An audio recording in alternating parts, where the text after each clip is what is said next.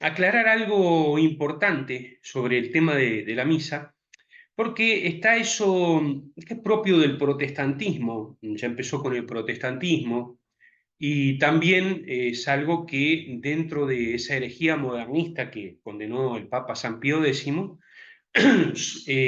referente especialmente a los sacramentos y sobre todo a la misa, que sería que está muy de moda, ¿vieron? Como que la primera iglesia, los primeros cristianos, es como que hubieran sido muy espontáneos en la forma de dirigirse a Dios, en la forma de celebrar la misa, en la forma de la oración oficial, del santo sacrificio de la misa. Entonces, como que cada uno inventaba cosas, cada uno decía esto, lo otro, y entonces era mucho más juvenil, por decir así, la iglesia, mucho más fresca, porque, bueno, estaba esa posibilidad de dirigirse cada uno como cada uno quisiera dirigirse a Dios, ¿no? Un poco en muchos lugares, digo, está esa idea, y bueno, vamos a mostrar en realidad que es todo lo contrario, que es todo lo contrario, ¿no? Que en realidad los ritos que nos han llegado hasta ahora también son los ritos que el mismo Cristo eh, dejó para que se celebrara la misa, al menos en su parte esencial. Entonces, para reconstruir históricamente, como dice ahí, los primeros, el rito y cómo se celebraba la misa en los primeros cristianos, hay pocos documentos escritos. ¿Y por qué? Porque lo esencial de la doctrina, de lo que se enseñaba y de la liturgia se transmitió oralmente en los primeros siglos. Atención, esto es muy importante. Y una vez que se comprende este principio, ahí sí podemos demostrar con la ayuda de los documentos que tenemos. Recordemos que son tiempos de persecución, son tiempos en que el Imperio Romano por 3 siglos persiguió a la iglesia y tenían que estar escondidos, celebrando la Santa Misa en las catacumbas, en distintos lugares. Entonces, bueno, podemos demostrar con estos documentos, con lo poco que queda, que lo que ellos rezaban, lo que ellos creían, la forma de dirigirse a Dios, es exactamente la misma que hemos tenido a lo largo de toda la historia, en la Edad Media, en el Concilio de Trento, con San Pío X y nosotros. Nos ha llegado hasta ahora. Entonces, primer principio, la tradición oral, como dice ese título, al comienzo de la Iglesia, que es la tradición, la tradición. Al principio de la Iglesia hubo una sola enseñanza dogmática de los dogmas que no fue escrita, sino que es una explicación teológica de los sacramentos, eso es lo que uno ve en los santos padres de la Iglesia, y una transmisión oral respecto de todo lo que se refiere a las ceremonias litúrgicas. No estaban en papelitos, no estaban misales, no estaba escrito, sino que era todo oral. Y los primeros cristianos se enfrentan a una necesidad real, como decíamos recién, de ocultarse, de ocultar estas cosas, ¿eh? Frente al paganismo, a la persecución por un lado, al paganismo, como hablamos el sábado pasado, donde estaban esos ritos iniciáticos para ver acercarse a Dios y no sabían cómo, entonces mucha confusión, y entonces toman ese principio de Cristo, que dice, no deis a los perros lo que es santo, no echéis vuestras perlas ante los puercos, no sea que la pisoteen con sus pies y después, volviéndose, os desprecien, ¿no? Como dice en San Mateo, claro, o sea que alguien viendo eso despreciara, como decir, ¿qué es esto? Y se fuera, ¿no? Entonces tenían mucho cuidado quién podía participar en los sagrados misterios y a quién hablar. Ahí citamos a San Basilio el Grande, uno de los padres de los primeros siglos, en el siglo IV, estamos hablando de 300 en adelante. Dice él, los dogmas y definiciones, la doctrina y la liturgia, van siempre unidas, conservados en la Iglesia, algunos los tenemos de las enseñanzas escritas, las Sagradas Escrituras, y hemos reunido los otros transmitidos en secreto en la tradición apostólica. Todos ellos tienen la misma fuerza a los ojos piadosos, de los piadosos, y nadie lo negará si tiene alguna experiencia de las instituciones eclesiásticas, ya que si intentamos descartar las costumbres no escritas, como no teniendo gran fuerza, atacaríamos y socavaríamos sin quererlo el mismo evangelio en los puntos esenciales. Fíjense que queda muy claro, muy claro. Y San Basilio, como algunos ejemplos que se ponen allí, hace referencia al signo de la cruz, al canon de la misa, las oraciones del canon, que después ya la vamos a ver en una de las entregas, la consagración del agua bautismal, la unción del aceite, etc. San Ambrosio, otro de los grandes padres, en su tratado de Misteris, acerca de los misterios, da una precisión práctica que confirma la existencia de esa disciplina del silencio, del arcano que se llamaba así, y las enseñanzas relativas a los sacramentos, en el caso de la conversión de adultos. ¿Se acuerdan que hablamos que muchos adultos eran los que se convertían, no de niños? Se daba solo después del bautismo. Dice San Ambrosio, este gran obispo: ahora, las circunstancias nos invitan a hablar sobre los misterios, es decir, misterio hace referencia a las ceremonias litúrgicas, y a darles la explicación de los sacramentos, la enseñanza dogmática, el catecismo. Si hubiéramos pensado en referirnos a ella antes del bautismo, antes de que fueran bautizados, cuando ustedes no estaban aún iniciados, recordemos que esa iniciación cristiana era el bautismo, la confirmación y la comunión. Se habría considerado que era cometer una traición en lugar de enseñar la tradición. Es muy claro. Entonces, fíjense que está ese punto importantísimo. No está escrito, inclusive lo que está en la Sagrada Escritura, como vamos a ver, es una pincelada donde se cubre como con un manto los sagrados misterios, para aquellos que todavía no están preparados para recibirlo, pero existe, y existe de una manera muy concreta. Entonces, los catecúmenos asistían a la misa hasta el sermón. Por eso en la misa tradicional, en la división de la misa, en la misa tradicional, la misa de siempre que hablamos, esa primer parte, inclusive el sermón, etc., antes del ofertorio se llamaba misa de los catecúmenos, porque los que se estaban preparando para ser bautizados no podían participar del ofertorio en adelante, la parte sacrificial, Y después abandonaban el templo hasta que fueran bautizados, abandonaban el templo después del ofertorio.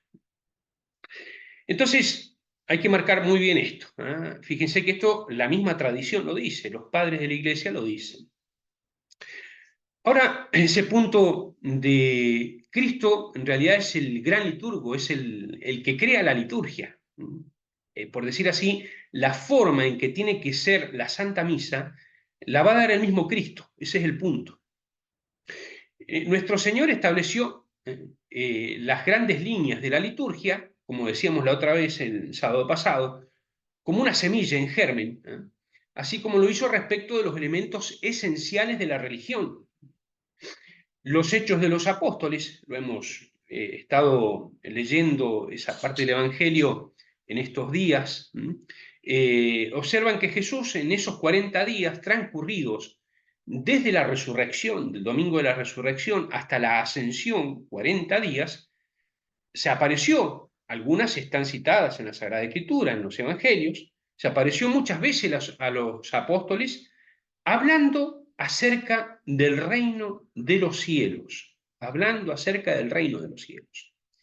Hay una tradición muy antigua, en que lo trae Eusebio en uno de los escritos también, que comenta que Santa Elena, la mamá de Constantino, el emperador, que es la que encontró por una visión especial que Dios le reveló la Santa Cruz, donde Cristo había sido crucificado, y que después esa cruz, bueno, se partió en muchos pedazos y en muchos lugares, en muchos altares, está la Santa Cruz de Cristo, ¿no? Entonces Santa Elena edificó, entre otras cosas, sobre el monte de los Olivos, donde iba a rezar siempre, una pequeña iglesia en una especie de cueva donde, según la antigua tradición, los discípulos y los apóstoles fueron iniciados en los arcanos de los misterios. O sea que en ese lugar, y ya lo cuenta Santa Elena en el siglo IV, en 300 y un poquito más, eh, cómo estaba esa tradición que se conservaba, que Cristo especialmente se había aparecido allí y que hablaba muchas cosas, y por supuesto la parte principal ha sido los sagrados misterios, es decir, sobre todo la Santa Misa, cómo celebrar la Santa Misa en ese lugar. Hay otro documento antiguo también, el Testamentum Domini del siglo V, y sitúa a los apóstoles en el mismo día de la resurrección, según este documento que he escrito, pero recibido por la tradición, interrogando al Señor acerca de con cuál regla aquel que está a la cabeza de la iglesia debe constituirla y ordenarla. ¿De qué manera deben ser tratados los misterios de la iglesia? Y Jesús, sigue este documento, responde explicándoles en detalles las distintas partes de la liturgia. O sea, no es un invento, che, cada uno haga lo que quiera, lo que le parezca, no, no, no, no. Explícitamente, con detalles, Cristo le da cómo celebrar los sagrados misterios, la parte esencial. Y nuestro Señor ha esbozado por las líneas fundamentales del culto litúrgico, y es de suponer que para cuanto Él no ha definido, por supuesto que la Santa Misa se le fueron agregando algunos ritos accidentales en unión de esos ritos esenciales, pero en una misma línea, como de una semilla va brotando, por decir así, por su ADN, va brotando el árbol que está, digamos, ahí en germen y que después va a salir. De un manzano no van a salir peras o no va a salir un rosal, o sea, va a salir un manzano. Así pasa con la misa. Y entonces, lo que él no ha definido, ha dejado la iniciativa a los apóstoles, a quienes había investido con su misma divina misión. El mismo Cristo le dio esa misión. Y a quienes le había impartido las facultades necesarias, haciéndolos no solo propagadores del Evangelio, sino también ministros, como dice San Pablo, y dispensadores de los misterios.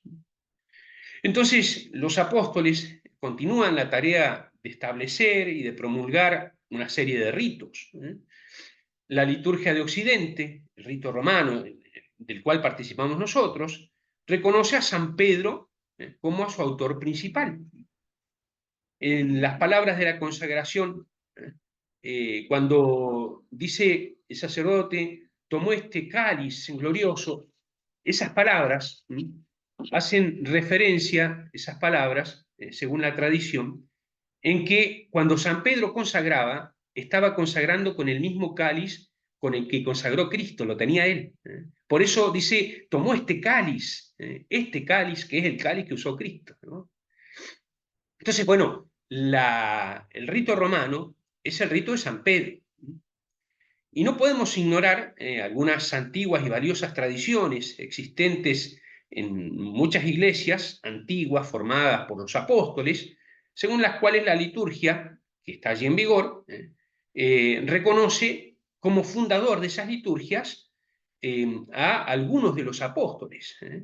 Por ejemplo, como se cita ahí, en San Marcos en Alejandría, la de Santiago para Antioquía, la de San Andrés para Constantinopla, etcétera, que sería un tema mucho más largo para hablar de las liturgias orientales, pero nos queremos enfocar en nuestro rito,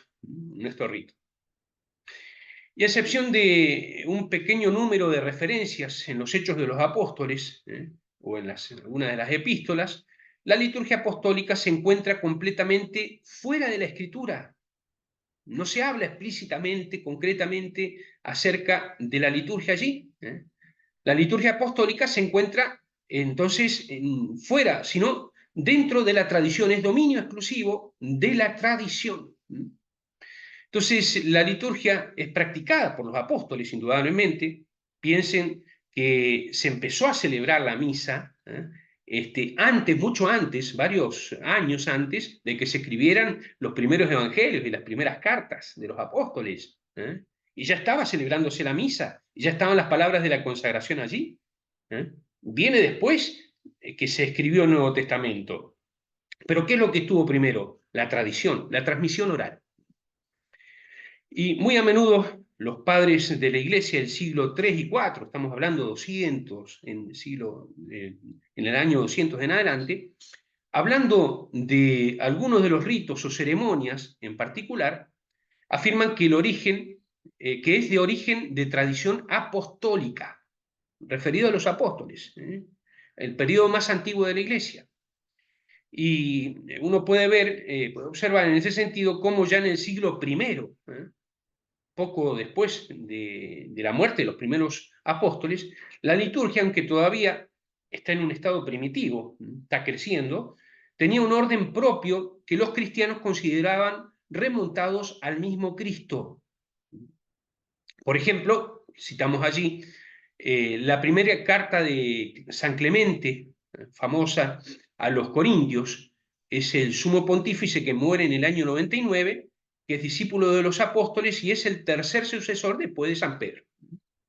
Y se dirige por escrito a los Corintios, se refiere a las ordenanzas del Señor acerca del orden, según las posturas que deben tener, la gradualidad, los momentos de la liturgia. Dice en su carta en el capítulo 40, debemos hacer con orden todo aquello que el Señor nos mandó cumplir en los tiempos establecidos. Él nos prescribió hacer las ofrendas y las liturgias, y no al azar o sin orden, sino en circunstancias y horas establecidas.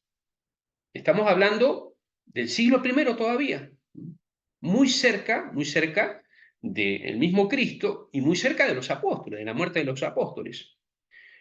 Entonces, de lo que hemos dicho hasta aquí, se concluye que la liturgia instituida por los apóstoles tuvo que contener necesariamente todo lo que era esencial para la celebración del sacrificio y la administración de los sacramentos, tanto bajo el aspecto de las formas esenciales como bajo aquel de los ritos obligatorios para dar la decencia del misterio, para la decencia del misterio, para el ejercicio del poder de santificación nuestra y la bendición que la Iglesia recibe de Cristo por medio de los mismos apóstoles. Estaba allí, en esa Santa Misa. Entonces, desde el siglo I hay en el culto divino un orden bien establecido, una jerarquía que se considera como proveniente del Señor. Otro San Justino, tenemos sus escritos, después de haber descrito todo el orden de la celebración eucarística, afirma, dice, esta es celebrada en domingo porque en ese día nuestro Señor fue visto por los apóstoles y los discípulos. Él enseñó esas cosas que tienen que ser consideradas y se han entregado a vosotros. La forma de la oración del santo sacrificio de la Iglesia la recibió de los apóstoles. Dice San Justino en sus apologías, Cristo ha prescrito el ofrecer, lo ha prescrito a su vez a los apóstoles. Y nosotros hacemos en relación de la Eucaristía aquello que hemos aprendido de su tradición. Entonces, quiere decir que las principales partes de la misa se remontan al magisterio de Cristo a partir de la resurrección. Tenemos que dejarlo muy claro eso. Podemos adelantar un poquito. San Basilio también es uno de los grandes padres de la Iglesia. Señala que la tradición apostólica como fuente de las mismas observancias que se usaban en ese momento, habla acerca, por ejemplo, del orar hacia el este, es decir, lo que en la misa tradicional se llama así, coram deo, o sea, dando la espalda al pueblo, hablando a Dios, hablando a Dios. Eso está desde el comienzo. Es decir, no es que el sacerdote da la espalda al pueblo. No, no, está dando la cara a Dios. Está hablando con Dios y por eso está mirándose allí. Bueno, ya está en San Basilio. Consagrar la Eucaristía en medio de una fórmula de invocación que no se encuentra ni en San Pablo ni en los Evangelios. No aparece allí. Bendecir el agua bautismal, el aceite de la unción. Y bueno, buscando en los hechos de los apóstoles y en las epístolas, así como también en el testimonio de la tradición de los primeros 5 siglos, se puede más o menos reconstruir en los ritos generales que deben ser considerados como apostólicos. Otro papa, San Ciricio, a fines del siglo IV, hace referencia también a esto, a la unidad que existe entre la fe y el dogma. Dice, la regla apostólica nos enseña que la confesión de la fe de los obispos católicos debe ser una. O sea, todos los obispos tienen que enseñar lo mismo. Si hay una sola fe, no habrá más que una sola tradición. Si hay una sola tradición, tendrá que haber una sola disciplina en toda la iglesia. Una sola disciplina en toda la iglesia. La unidad. La unidad. Y de ahí viene también ese aforismo que dice, lex credendi, lex orandi, es decir, lo que yo creo según lo que me enseñó Cristo y me enseñaron los apóstoles, está plasmado en cómo yo rezo. ¿eh? Y si yo cambio lo que creo, voy a cambiar lo que yo rezo. Y si yo cambio lo que rezo, la forma de rezar, y va a tocar también a esto, va a tocar a la fe. Entonces, ya desde el principio tiene que haber unidad, dice, porque Cristo es uno solo, su doctrina es una sola. Entonces, en conclusión, durante los 3 primeros siglos hubo una unidad sustancial de ritos, a pesar de las diferencias accidentales, locales, obvio, que podrían reconstruirse. Los detalles variables fueron gradualmente fijados con el tiempo y entraron en la tradición. Y una vez que entran en la tradición ya no se tocan, se transmiten. Vamos a ver un poquito qué es lo que podemos conocer ya desde el comienzo.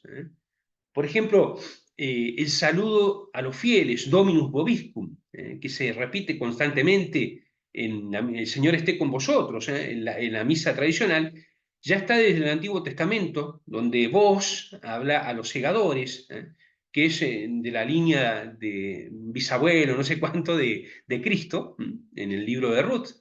Es una fórmula acostumbrada en los israelitas, que el mismo ángel Gabriel, San Gabriel, cuando saluda a María Santísima, la saluda Dominus tecum, el Señor esté contigo. Eso ya está de la antigüedad y siempre estuvo así. La primera oración, la oración colecta, que se llama, que colecta, digamos, todas las intenciones de la misa y el sacerdote la ofrece a Dios. Bueno, reúne todas estas intenciones que se preparan para la oblación del sacrificio. Pertenece también a la antigüedad.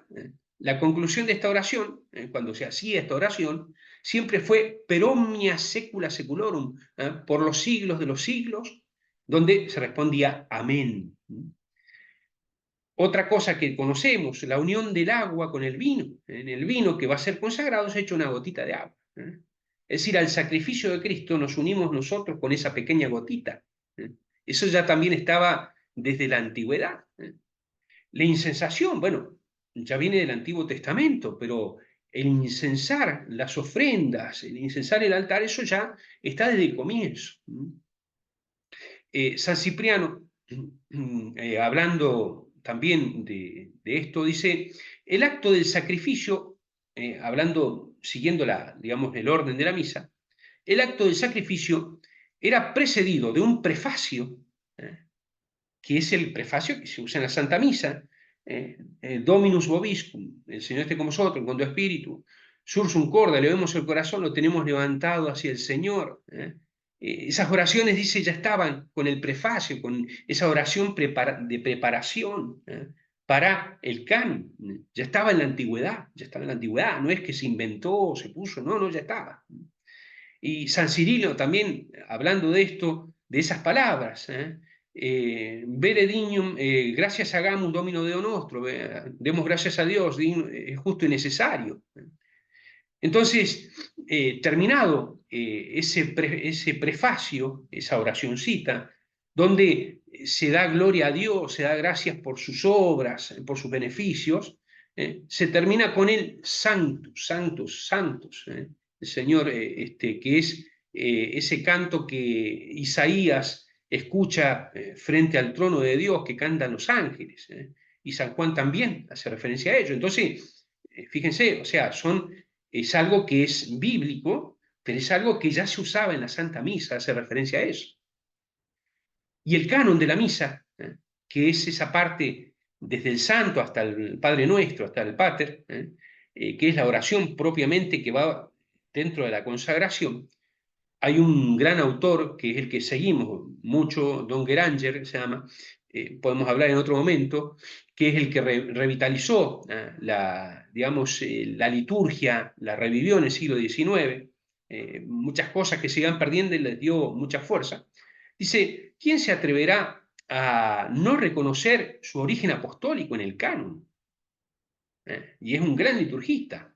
Es más, el Concilio de Trento, del cual hablaremos, si Dios quiere, la próxima semana, dice así: puesto que las cosas santas santamente conviene que sean administradas, y este sacrificio, la misa, es la más santa de todas, a fin de que digna y reverentemente fuera ofrecido y recibido, la Iglesia Católica instituyó muchos siglos antes el sagrado canon, de tal suerte, puro de todo error dogmático, que nada se contiene en él que no sepa sobremanera a cierta santidad y piedad, y no levante a Dios la mente de los que ofrecen.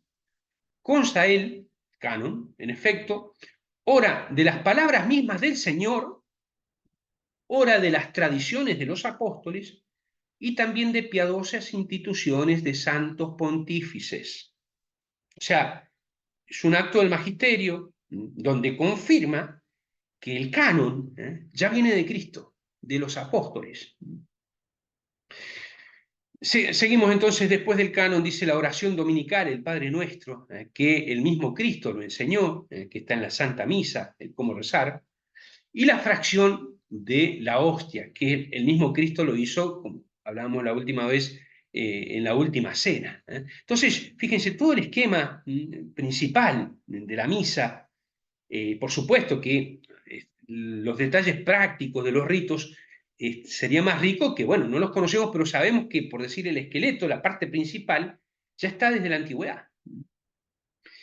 Y acerca de las palabras de la consagración y el relato evangélico de la institución del sacramento de la misa, sabemos que varían lo que está escrito en la Sagrada Escritura de cómo Cristo hizo la consagración.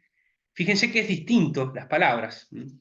Lo tengo aquí, podemos, por ejemplo, sobre todo en el cáliz, la consagración del cáliz, San Mateo, capítulo 26, no lo tengo ahí en el escrito, lo tengo aquí aparte, dice, porque, hablando que Cristo cuando consagra, porque esta es mi sangre de la alianza, que por muchos es derramada por la remisión de los pecados, dice San Mateo.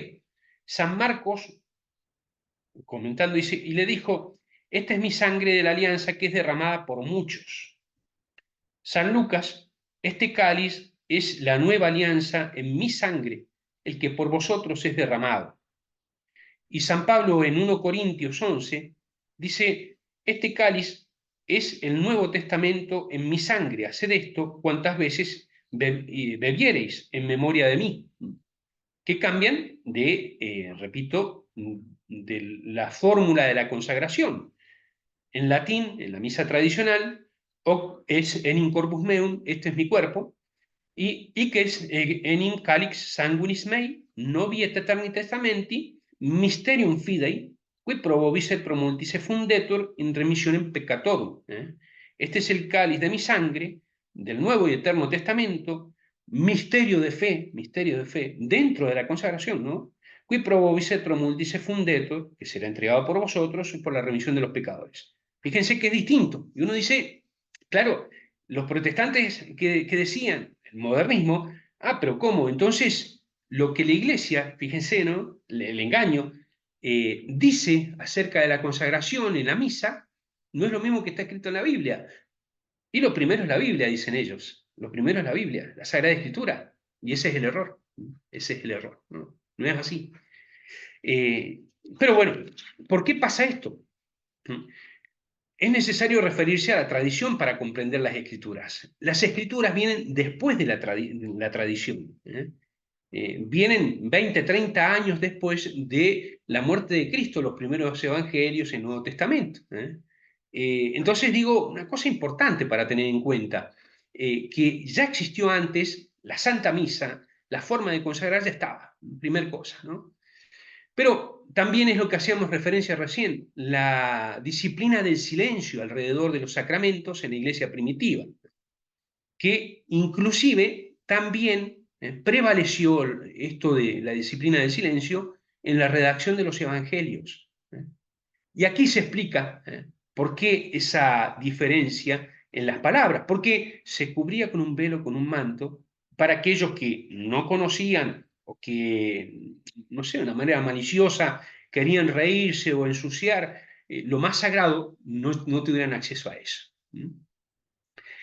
Santo Tomás de Aquino, el gran doctor, haciendo comentarios, San Mateo, dice, ¿de dónde pues obtiene la iglesia estas formas, estas palabras? Hay que decir, como dice San Dionisio, que no fue intención de los evangelistas proporcionar la forma de los sacramentos, las palabras, sino de mantenerlas en secreto, de donde se propusieron solamente narrar la historia de la institución. ¿De dónde tiene la iglesia la forma, las palabras de los sacramentos? De la tradición apostólica. Por eso dice San Pablo en 1 Corintios 11, cuando yo vaya dispondré el resto de las cosas. Y queda claro, para Santo Tomás y para toda la iglesia, para la tradición, que no hay duda de que las palabras pronunciadas por el sacerdote en la Santa Misa son anteriores a lo que se encuentra en los evangelios de San Pablo. Quien testimonia, el mismo San Pablo, que no todo está escrito en las epístolas, en lo que él escribe. Cuando yo vaya, dispondré el resto de las cosas. Y a lo que está haciendo referencia es recordar las palabras de la institución y de la Eucaristía y sobre asuntos disciplinarios. No los trata en una carta. Cosa importante. Entonces la tradición precede a la Sagrada Escritura y la Escritura es la expresión de la tradición y solo puede entenderse insertada en la tradición. Tienen que ir unidas. Es un todo. Y si perdemos de vista este principio, desaparece la tradición y llega a una incomprensión de las Sagradas Escrituras. Entonces, acá hay un punto donde especialmente el Papa Pío XII va a hacer referencia después, ese título, el arqueologismo protestante. Don Granger, abad de Solesme, describió, gracias a tanto estudio que tenía, la liturgia de los apóstoles, estudió muchísimo, él tiene muchos escritos. Dice, los apóstoles trazaron las primeras líneas marcando la dirección, pero la obra litúrgica tuvo que ser perfeccionado bajo la influencia del Espíritu Santo para residir en ella hasta el fin de los tiempos. O sea que el Espíritu Santo fue el que fue marcando esos ritos que van a ir uniéndose a lo esencial para dar crecimiento al rito de la Santa Misa y para dar decencia a ese sacramento, para ayudar a entendernos más la fe. Entonces, todo lo que fue apareciendo fue obra del Espíritu Santo, Él fue el que fue insuflando, porque es el que dirige la iglesia, de todos esos ritos que van a ir quedando plasmados a lo largo de los siglos hasta llegar hasta nosotros. Y esto destruye la concepción protestante, como decíamos, a la cual ha magníficamente calificado de arqueologismo este autor, donde, ¿qué es el arqueologismo? Volver a esa primera iglesia, volver a la sencillez de rito, porque esta misa tiene muchos movimientos, muchos ritos, muchas cosas. No, no, hay que volver a lo esencial. Esa es la idea, ¿no? Descalificando todo lo que se fue haciendo a medida de que fueron pasando los siglos, y que se fue profundizando en este misterio. Pero entonces nosotros sostenemos, con la iglesia de siempre, que la acción del Espíritu Santo es el responsable del crecimiento orgánico, de una manera organizada, de la liturgia. Hay una encíclica de Pío XII, Mediator Dei, que habla acerca de la liturgia, muy importante. Dice, la liturgia de los tiempos pasados, los primeros siglos, ¿no?, merece nuestra veneración, sin duda alguna. Pero una costumbre antigua no ha de ser considerada precisamente por su antigüedad como lo mejor y más a propósito, tanto a sí misma cuanto en relación a los tiempos sucesivos y las situaciones nuevas. También son dignas de estima y respeto los ritos litúrgicos más recientes, porque han surgido bajo la influencia del Espíritu Santo, que está con la Iglesia siempre hasta la consumación de los siglos, y son medios que forman parte del tesoro. No hay que tocarlos, no hay que tocarlos. Así, por ejemplo, se sale del recto camino, dice el Papa, quien desea devolver al altar su forma primitiva de mesa, como digamos al comienzo. Eso es propio de los protestantes. Quien desea excluir de los ornamentos litúrgicos el color negro, ya no se usa el color negro hoy, ¿no? Quien quiera eliminar de los templos las imágenes y estatuas sagradas. Quien hace representar al Redentor crucificado sin que aparezcan los dolores acervísimos, padecidos en la cruz. Quien repudia y reprueba el canto polifónico, el canto gregoriano también, aunque se ajuste a las normas promulgadas por la Santa Sede. Eso lo escribía en los años 50.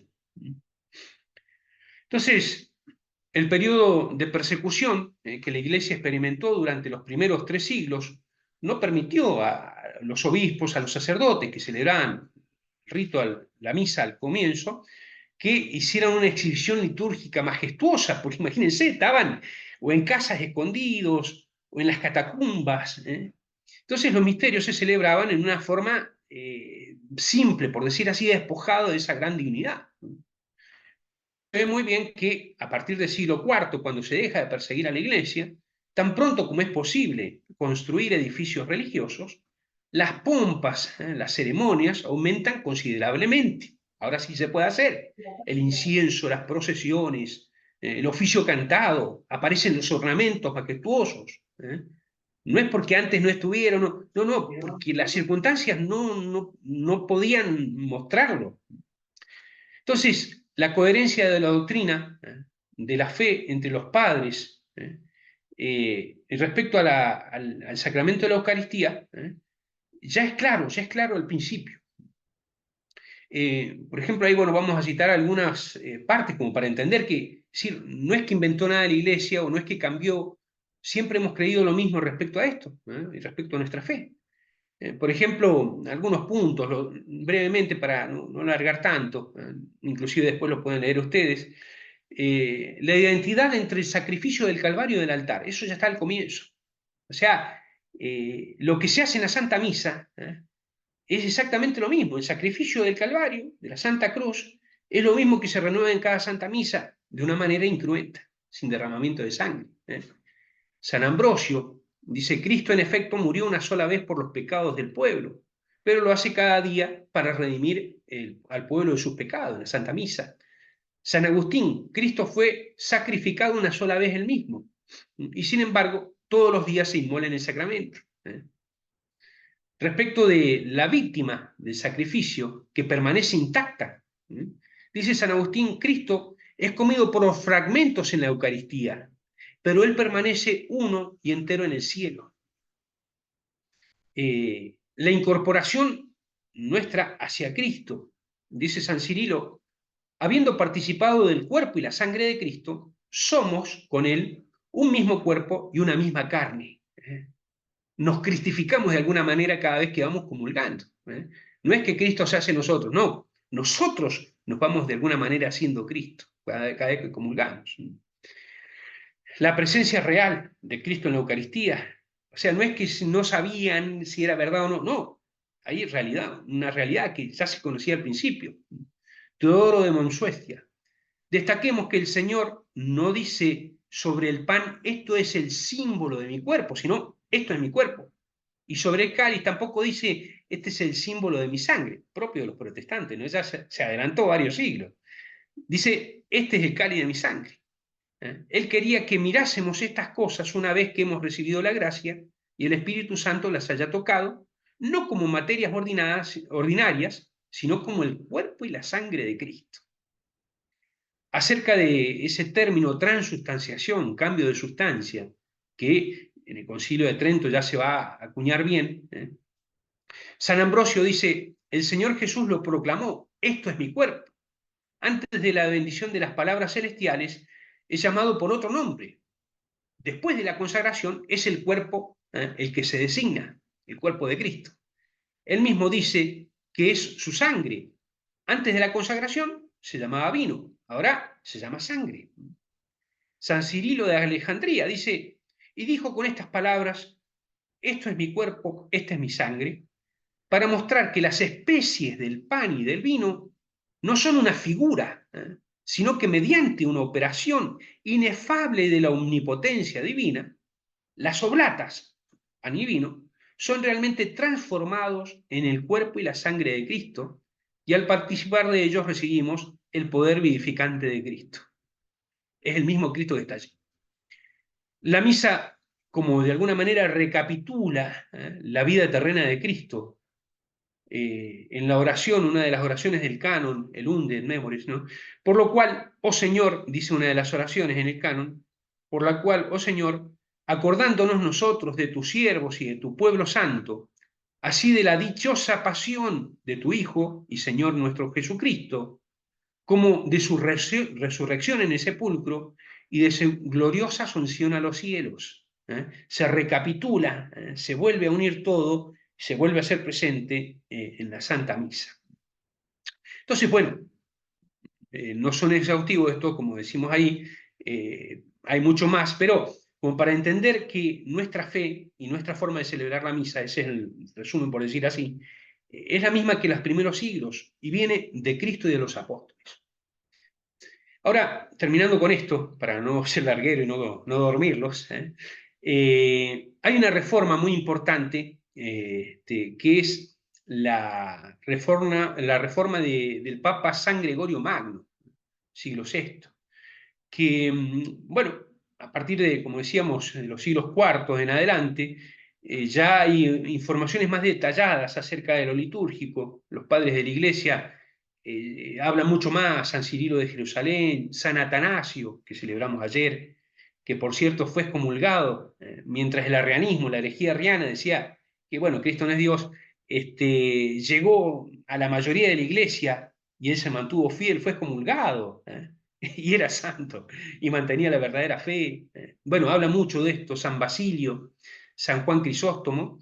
Bueno, ya hablan mucho acerca de la liturgia. Y en el siglo V, papas y obispos, sobre todo, trabajan intensamente por la unidad litúrgica y el perfeccionamiento, porque imagínense, o sea, no había internet, no había escritos, estaba transmisión oral, y es verdad que, a ver, sin dejarlo sustancial, se había diversificado muchísimo la liturgia, la forma de rezar, las colectas, las oraciones secretas. Entonces, bueno, tratan de unificar para decir, tenemos una sola fe y que corregir, sobre todo por medio de la liturgia, que no haya errores doctrinales, que no tengan errores que lleven a malinterpretar o confundir o que fueran ambiguos, que pudieran significar otra cosa, sino que fueran precisos. Entonces se preocupan especialmente de eso, de tratar de ordenar la liturgia y bueno, hasta que quedan a los ritos que hoy conocemos, con algunas variantes que después a lo largo de los siglos van a venir. Y San Gregorio, especialmente el Papa San Gregorio, del siglo VI, vivió en un periodo histórico caracterizado no solo por el flagelo de la peste, las enfermedades, sino también por la guerra, terremotos. Entonces el Papa se ofrece al Señor como víctima de expiación, para que el pueblo no sufra, él mismo se ofrece. Y es por eso que una de las oraciones, eh, donde, como decíamos el otro día, se imponen las manos en ese momento antes de la consagración, le agrega su voto propio, diciendo: diez con nosotros in tua pace disponas. Es decir, que dispón que nuestros días transcurran en paz.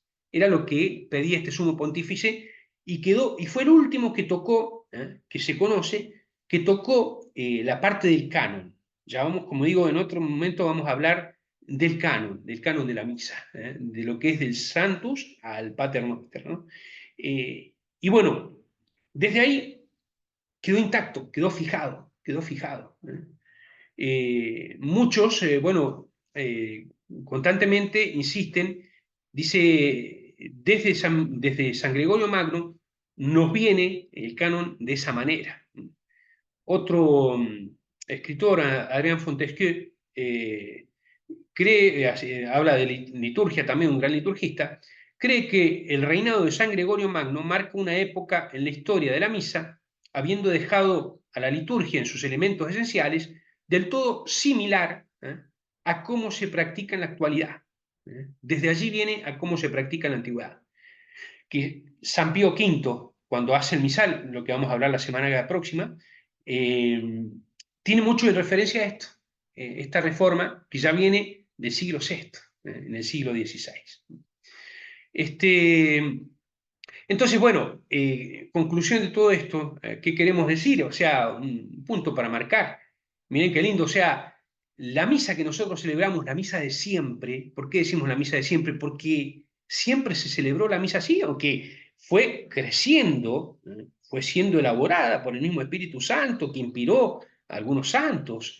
Primero Cristo a los apóstoles y los apóstoles se lo transmitieron. Es nuestra misa, es nuestra fe, es nuestra fe. Así que bueno, no sé si hay alguna pregunta para no extender más, no alargarme mucho más de esto. Muy bien, muchas gracias, padre. Sí, con gusto, aquel que desea hacer una pregunta, comentario, puede abrir el micrófono, consultar, comentar. A mí me llamaba la atención esto que dijo, padre, que estaba desde la tradición antes, o sea, la liturgia está antes que la escritura, ¿no? Claro. Y es lógico, o sea, si uno estudia cuándo fueron escritos los primeros evangelios, ya había pasado un buen tiempo antes de... Y la iglesia estaba viva, se celebraba la misa desde Claro, Cristo en adelante, ¿no? claro. ¿Puedo hacer Y una pregunta? adelante, don Ricardo. Gracias. Buen día, padre. Gracias. Buenos días. Primero, gracias por toda la sapiencia que nos transmite respecto del asunto. Le quería preguntar dos o tres cositas. Primero, usted, si no me equivoco, está con sotana de monje, de fraile. No, ¿A qué no, en orden realidad soy... pertenece? No, no, soy sacerdote diocesano. No es Ah, una mire, sotana, es sotana nada más. una Sé que sotana no común. se Bueno, usa, no se usa sí. normalmente, pero acá en nuestra diócesis es común usar la sotana. Sí, bueno, y le quería preguntar, ¿hay alguna posibilidad, yo vivo en Posadas, Misiones, Argentina, Ujú. de que se pueda celebrar la misa tridentina en esta ciudad? Y otra pregunta, antes teníamos un sacerdote muy amigo que quería celebrar la misa tridentina, tenemos una capillita donde se puede celebrar con retablo, con todo, pero nunca pudimos conseguir el misal romano. Ah, Nos dicen que esto que se hace en Estados Unidos, que viene, he consultado con muchas congregaciones y demás, ujú. ¿se podrá conseguir un misal romano como para poder celebrar la misa tridentina teniendo el sacerdote que la quiera celebrar? Ujú. Bueno, muy buena pregunta, ¿no? Lo que pasa que, a ver, respondo en la medida que se puede ir respondiendo la primera. Hay, que no quiero entrar en este tema conflictivo de lo que puede pasar ahora respecto de la misa tridentina, que tal vez conoce todo el ambiente.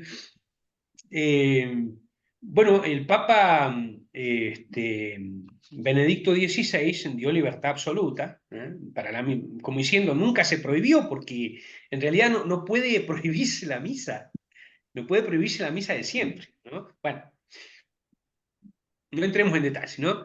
El Papa Francisco, falleció hace poquito, bueno, él dice, quiere tomar ciertas restricciones, etcétera. Entonces, es por eso que, bueno, muchos sacerdotes a veces, por digamos, problemas con el obispo y por ciertas circunstancias, o no la conocen, no se animan a rezarla, o pueden tener problemas, etcétera, ¿no? Hay congregaciones religiosas que la celebran. Están lo que fue ex Ecclesia Deis, es decir, que está, por ejemplo, San Pedro, no está en la Argentina, es una congregación religiosa. A ver, no sé si ustedes conocen, hay muchas cosas que no se conocen bien de la fraternidad sacerdotal San Pío X, lo que le llaman los lefebristas. Es para otro tema, ¿no? Es para otro tema. Pero bueno, ellos celebran muy bien la misa dignamente. No sé si cerca de eso habría que averiguar. No están fuera de la iglesia, como dicen, no están excomulgados. Son católicos. Bueno, yo tengo amigos sacerdotes que son, yo no soy de la fraternidad, pero son amigos que son de la fraternidad San Pío X. Son muy buenos sacerdotes. Respecto de eso, no sé que se encuentre algún sacerdote bueno, se anima a rezarla. No conozco allí ese, concretamente, ¿no? Pero bueno, yo si me entero, en todo caso, en algún momento podemos contactarnos y bueno, yo le puedo decir, ¿no? Alguna referencia que por ahí tenga la gracia de poderse estar en una de estas misas, ¿no? Y respecto del...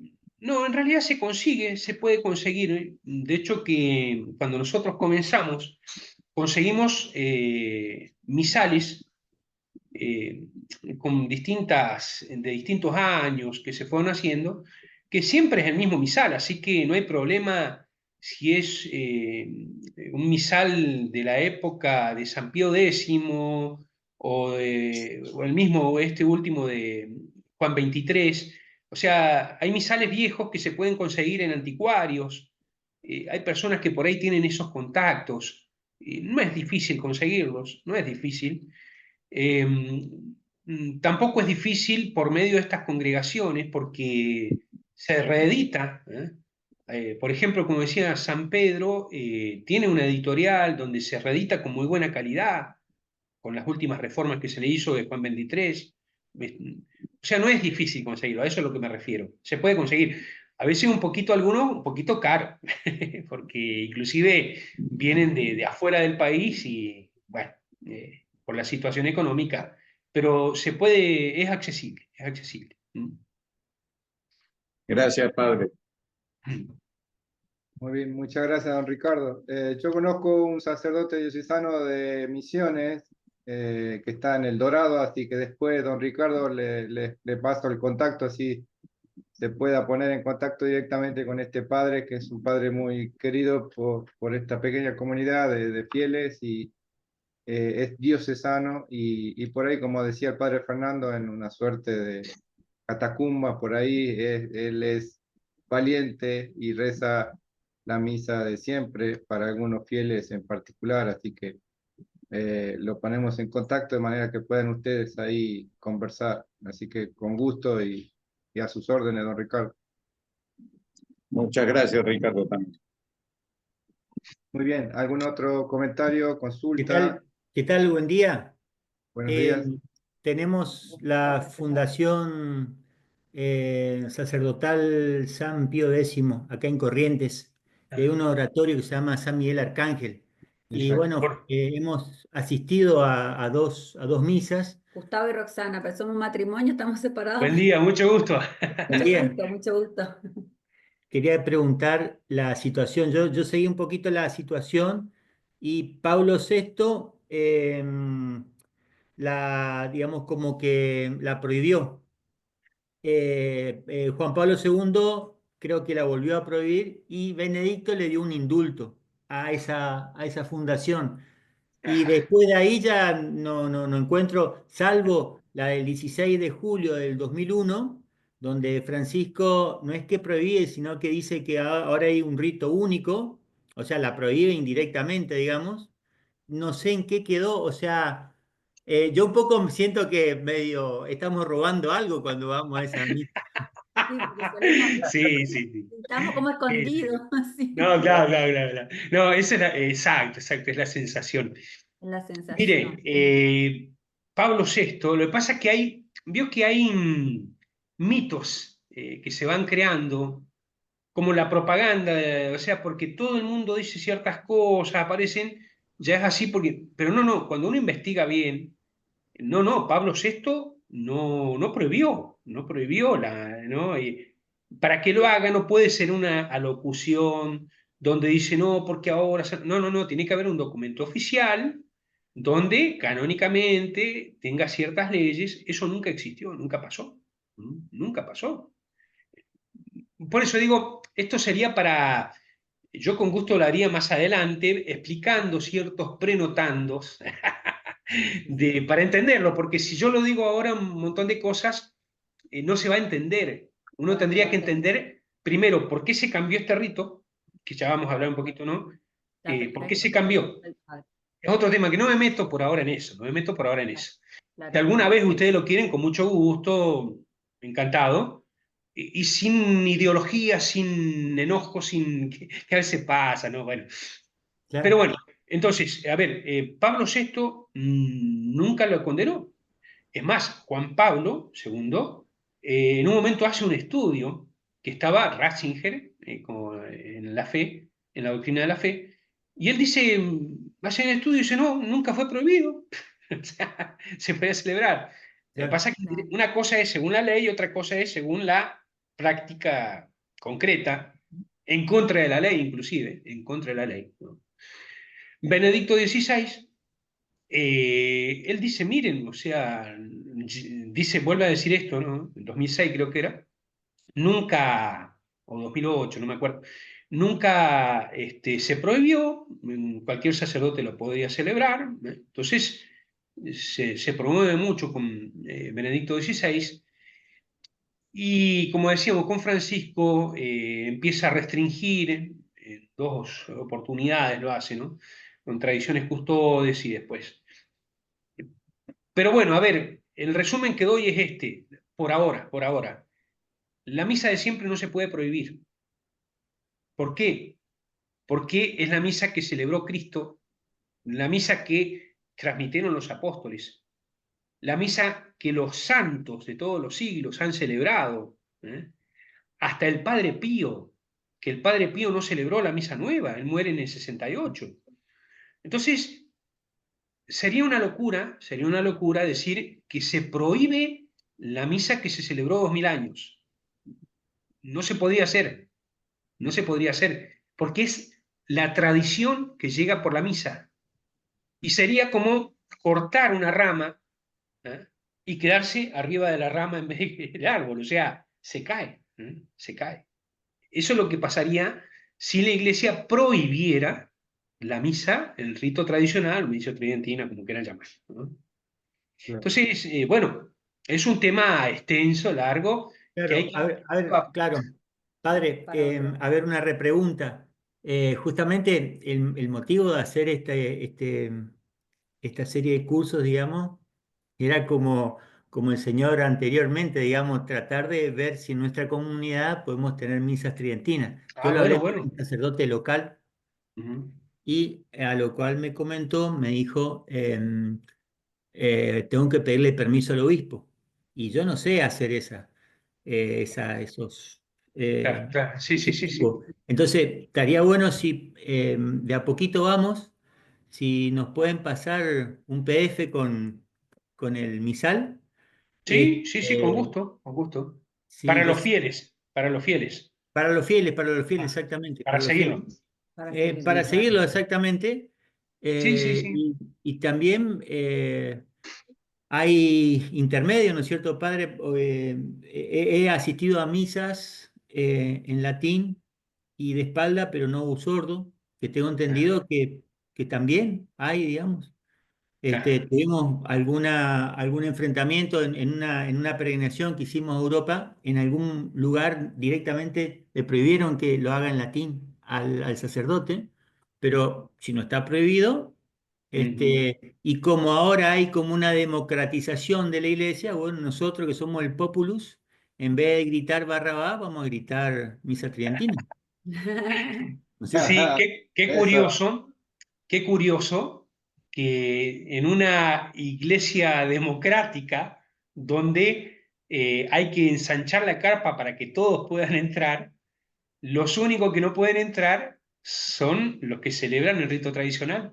Claro, claro, Pero son. bueno, para tranquilidad de conciencia, o sea, no tengan problema de conciencia en decir, uy, que estoy haciendo algo mal porque voy a esta misa, porque no se celebra oficialmente, como me decía, tranquila, no, no, no.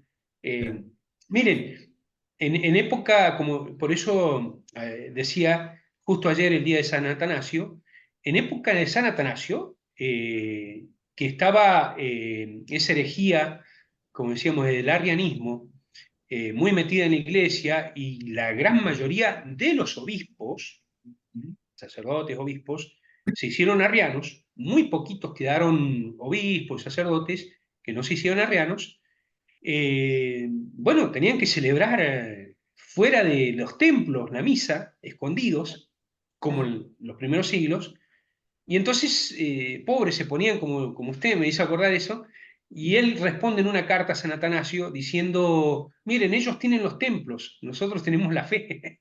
Entonces Claro, dice, qué bueno, hermoso. Sí, que te tranquilo, cuentan. tranquilo, no se preocupe, dice, la historia avanza, ¿no? Y Cristo, bueno, es el que dirige la historia y Claro, entonces, bueno, nos toca tal vez eso, entonces con serenidad, con tranquilidad de conciencia a ver, si ustedes estuvieron haciendo algo que está prohibido por la iglesia, que siempre prohibió, bueno, está bien, o sea, hay cosas que no se pueden hacer, pero a ver, si la iglesia siempre dijo esto es así y no me pueden prohibir lo que la iglesia siempre hizo, entonces, claro, no, no, estamos haciendo algo bien.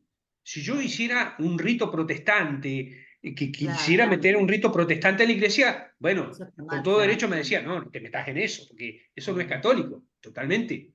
Si yo metiera la Pachamama en procesión en la misa, yo diría, no, no, no, no puede estar ahí, porque es un acto de claro, idolatría meter la Pachamama, claro, ¿entienden? claro, claro, Pero Claro. esta misa no, o sea, es la misa de siempre. claro, claro, Pero bueno, claro. por Muy ahora lo bien. dejo ahí para... Sí. Sí, Este, sí. Muchas gracias, padre, muchas gracias.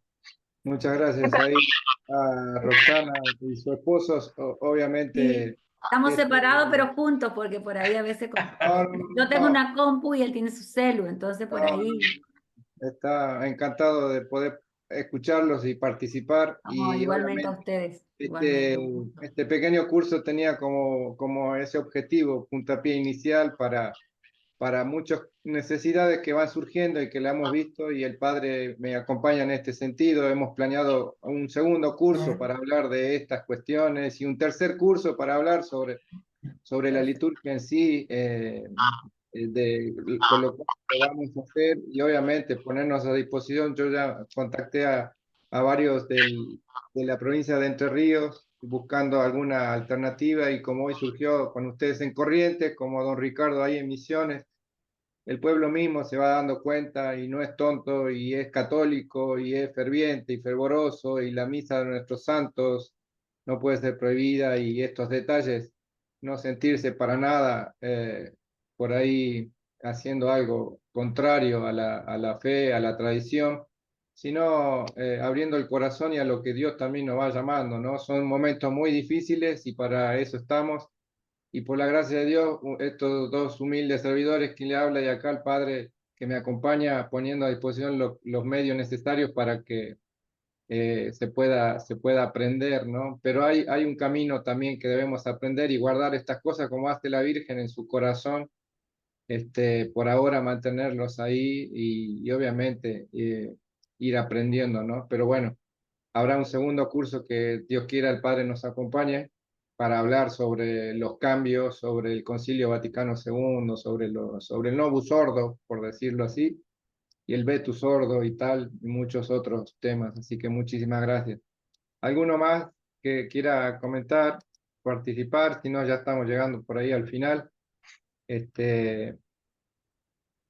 Muy bien, don Ricardo me escribió, voy a poner en contacto, el padre de diocesano de Misiones se llama Federico Hans Leverberger, es Ah, nacido y descendiente de alemanes y muy tradicional, también de sotana, como acá el padre Fernando, de yo tengo esos. el número de teléfono si no lo Sí, tienen. sí, sí, sí, sí, lo tengo, y él acompañó a esta pequeñita comunidad Salve María en algunos cursos anteriores, en años anteriores.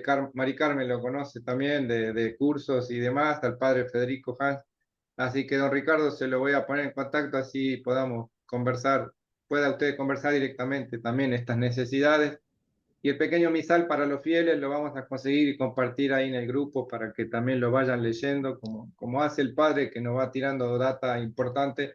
Hay un misal para fieles que está digital y lo podemos ir compartiendo para aprender, ¿no? Las distintas partes, el por qué, el cómo, el cuánto, la reverencia en tal o cual momento. Y animarse también a rezar en latín, ¿no? Pequeñas oraciones, ¿por qué no? El Padre Nuestro, el Ave María, el Gloria, el Rosario mismo, ¿no? No es una, no Tenemos es una algo ahí. prohibido para nada, es una recomendación y vale la pena. Muy bien, si no hay otra pregunta, lo vamos dejando por ahí. Esto quedará grabado, como saben, después les comparto los contactos, los PDF y el video, de manera que puedan estar ahí atentos, animando a otros también a participar, invítenlo a todos aquellos amigos o conocidos.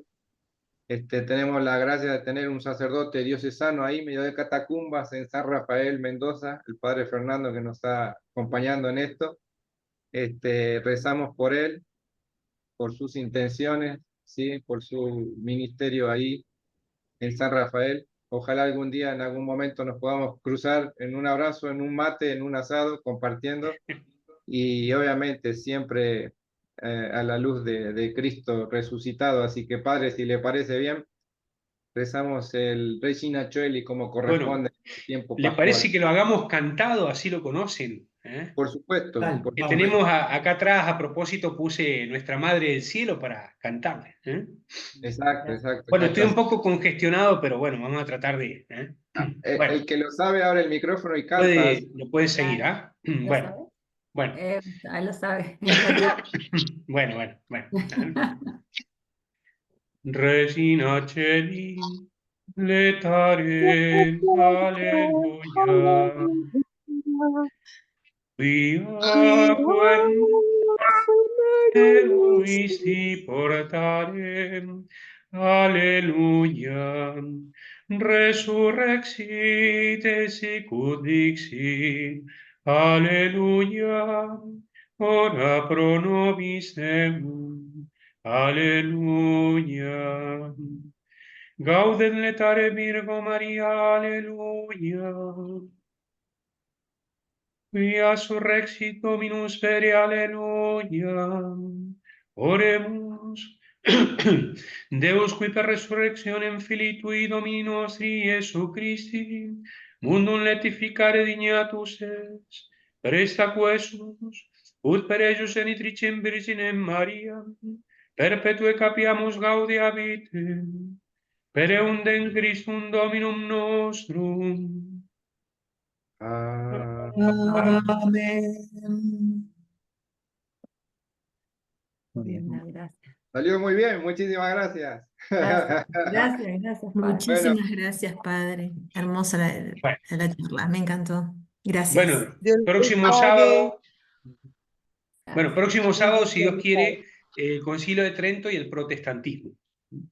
Ah, sí, Perfecto. como está Muy ahora la bien. iglesia. Sí, sí.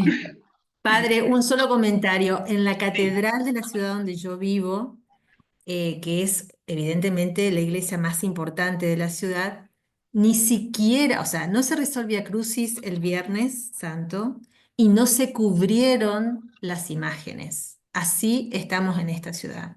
Acá es de terror. Den gracias a Dios que ustedes tienen comunidades cercanas donde pueden tener la misa de siempre. porque acá es un desastre. Pero bueno, Dios sabrá, Dios en su divina providencia verá que tal vez debemos rezar más y ser más santos para merecer una mejor liturgia. Exacto, Pero muchas exacto. gracias, Padre. Muy bien, padre, con su bendición nos retiramos. Bueno, Dominus vobiscum. Et cum spiritu tuo. Espíritu tuo. Benedicat vos omnipotens Deus, Pater et Filius, Spiritus Sanctus. Amén. Amén. Amén. Muy bien. Muchas gracias. Nos vemos Gracias, el sábado Padre. próximo. Gracias. Hasta luego a todos. Adiós, Hasta el adiós. próximo Luego, sábado. chao, Bendiciones. bendiciones. Dios les Gracias. pague, que el Señor los bendiga.